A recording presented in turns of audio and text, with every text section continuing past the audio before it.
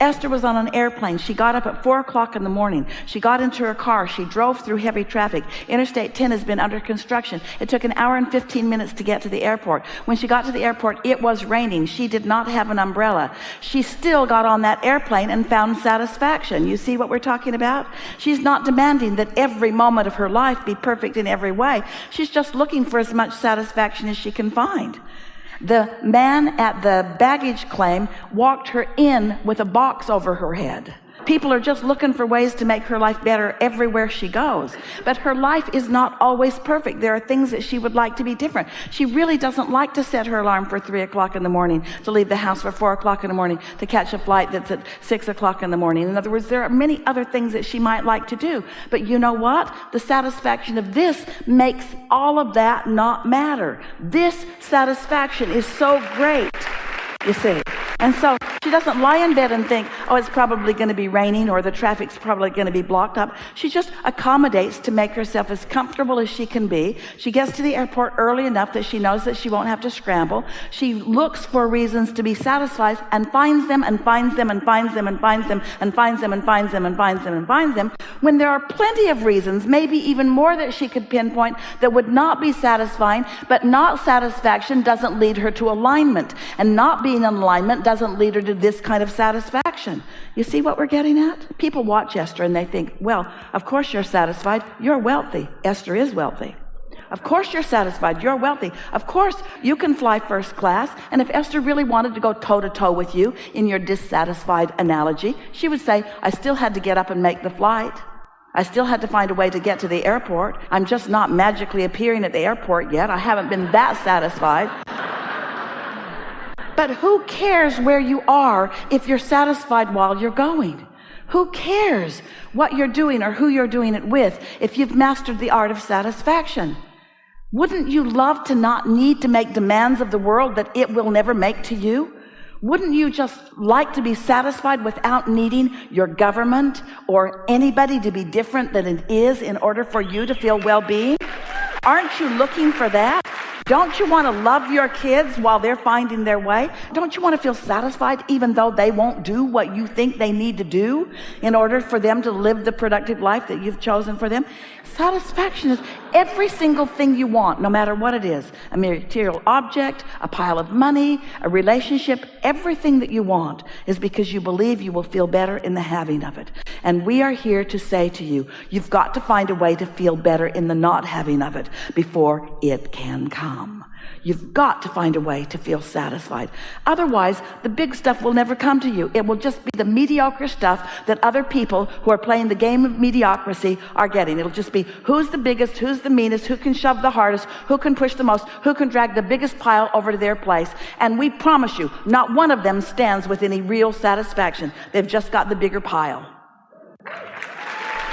But when you get your feet out of the action world and you get your feet into the leveraged world of alignment, when you start acting in accordance to the way your emotions are guiding you, when you start leaning in the direction of your inner being who is always satisfied, when you find mutuality with your inner being who is satisfied, and you feel that thrill of satisfaction pouring through you, even if there's not yet any evidence of it, and you can just feel the universe at your back, in your court, assisting you, feeding thoughts to you, giving you ideas of timing. That feeling of satisfaction will grow just from mild satisfaction to the ecstasy of being the creator of your own reality, of being in control of your own destiny, of being the uplifter that you were born to be, of feeling no shortage of any kind because you're not shortage consciousness oriented anymore. Leave that for the humans that are wobbling over the spoils, and you line up with the energy that creates worlds and feel the fullness of who you are. And then in time, we'll have another conversation a year from now. In time, you'll say, how much time? You'll say, it was never about the money. It was always about the way I feel. But now I've got so much money, I don't know what to do with it. It was never about the money, but boy, is the money everywhere around me. It was always about the satisfaction. And I learned to find it. I learned to find it anyway. Yeah. Okay. Thank you.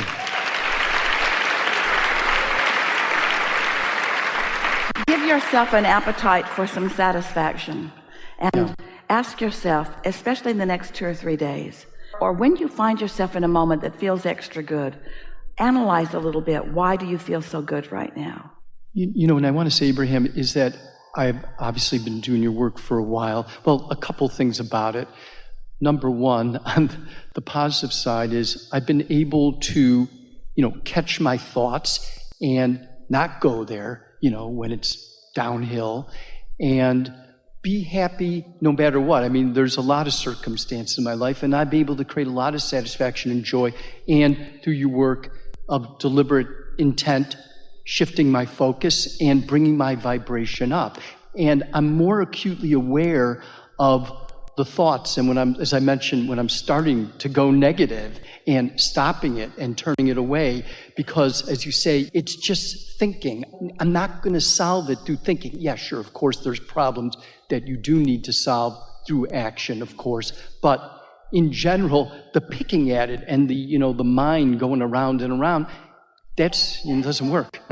You have just delivered the most important message, not only of this seminar, but of every seminar. It came right through you in better words than we were offering here before it. We want to emphasize it. It is so perfect and wonderful what you just said. What you just said, it's so important, and we want to stay right here until everyone in the room can feel it.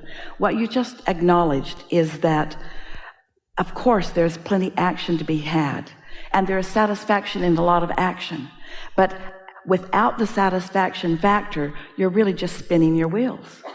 Until you accept that this is an energetic world, until you accept that this is a vibrational world, until you accept your partnership with your source energy, then you will live lives of mediocrity, comparing yourself against the others who are living lives of mediocrity. But when you acknowledge that this is a world of energy, it's a universe of energy, it's a world of vibration, and that your emotions are your indicator of how you fit with the vibration of your greater being. Your dominant intention is to find that resonance, and therefore that power, and therefore that clarity, and therefore that satisfaction. Then that's when the bigness of your life begins to happen. And it's the witnessing of the world's compliance with your alignment. We've said this to you in lots of different ways. We said, you create your own reality. And you said, yeah, blah, blah, blah, blah, blah. And we said, and you get what you think about whether you want it or not. And you went along with us on that. And then we said, step 1, step 2, step 3. Step 1 is you ask. Life just causes you to do that. And step 2 is we answer. And that's our job. And step 3 is you've got to get into the receptive mode. You've got to get into the receiving mode. You've got to practice the art of allowing. And you said, yes, yes, yes, yes, yes. But you weren't quite really getting, because you still were thinking like an action-oriented person who was still comparing yourself to the other physical beings in the world. And most of what you wanted to talk to us about was how to get more money and have better relationships and those things that are important, and we want all of them for you. But it wasn't so much about the way you would feel when you got there as the fact of wanting to get there for the comparative reasons. And so we began bringing you along by helping you to realize that you have an inner being, that you were source energy before you came, and that while you're here in this body, that source energy part of you still exists. And that source energy part of you is still offering a vibration, and law of attraction is still responding to that vibration. So when your life causes you, because you don't have enough money, to ask for more money, your inner being stands asking for more money on your behalf. Your inner being and you are one and the same. And when you've asked, your inner being becomes a very powerful attractor of more money. A powerful attractor of more money for you. Cooperative components get all lined up. But unless you find the satisfaction, which is the evidence that you are standing in the same place as your inner being, then even though the cooperative components are being gathered and drawn to your inner being, unless you're standing where your inner being stands, the ideas don't occur to you, you don't have good timing, you're not in the right place at the right time, and you don't manifest what you want in the physical way that you want it, even though you have vibrationally manifested it. You with us? So then we said, you got to get in that vortex where your inner being is. You've got to get in there where all the stuff, you've got to be one of those cooperative components. And you said, yeah, how do I get in? Where's the door? And then you began feeling dissatisfaction because it was so weird. You couldn't figure out how to get in. You understood it conceptually. It sort of made sense to you. It's maybe a fairy tale that Abraham's telling, and maybe if you could get there, maybe more money would flow. And then we began saying to you, there is a vibrational frequency which equals who you really are and all that you've gathered. And there you are rich beyond your ability to comprehend with your physical brain. There you have gathered more means to accomplish more things in terms of intellect, in terms of all things that matter to you, and in terms of financial remuneration. In other words, you have attracted prosperity in ways that we can't even yet define it. Your world has not yet yielded it to you. It will in time. In time, the economy of this world will be big enough to be an accurate representation of what's in your vortex, but it's going to take more of you letting it in than are letting it in right now. So here is this huge amount of well-being and prosperity and thriving and wellness that you in your disconnected states have launched the rockets for. And your inner beings have heard you and have believed in the rightness of your request and have loved it into being, and it stands as a vibrational reality which will one day be a physical reality for those who will allow it in. So then we say to you, all right, you got this vortex, you're accepting that it's there, this very high vibration. You've got to find some way of letting your vibration rise to that equivalency. Otherwise, you're not going to go in the vortex, or a better way of saying it is, you're not going to receive what's in it. You're not going to let what's in it come out where you can witness it. But when, with such little effort, it takes so little to find some reason to be satisfied. When you find satisfaction, and therefore you're in vibrational equivalency with your inner being, so that there's no resistance, so that it's just this smooth flow, then you are now allowing those vibrations to turn to thoughts, and those thoughts to turn to things. And you get to witness it as the worthy feeling, blessed being that you are. You get to see what you've created come out in real form where others can see it. And when they see it, their recognition of it, their acknowledgement of your success or your achievement will mean nothing to you in comparison with the satisfaction that you felt as it came along. Are you following us? It's not about what they think, but they'll be thinking plenty. And it's not about how they compare to you, but there'll be a really strong comparison. It's about you giving birth to it and you holding yourself apart from it and you knowing you held yourself apart from it because you know what dissatisfaction means. And then you deliberately, at the right time, finding satisfaction and practicing satisfaction and understanding satisfaction and knowing it and holding it and owning it and being it mostly until you're so steadily in vibrational alignment with who you are that now there is very few times and very not often, very little time that you spend vibrationally apart from your inner being, because your quest for satisfaction has made you in alignment with your inner being almost all the time, which means you don't miss opportunities to say things to others. You don't miss opportunities to see the sunset happening upside down. You don't miss opportunities to hear the birds sing that almost nobody else is hearing. You don't miss the opportunities for the thought to come into your mind at just the right moment. You don't miss those satisfying moments of your enlightenment and your engagement and your harmonic cooperation with others on the planet. You don't miss the beauty in the others who are surrounding you.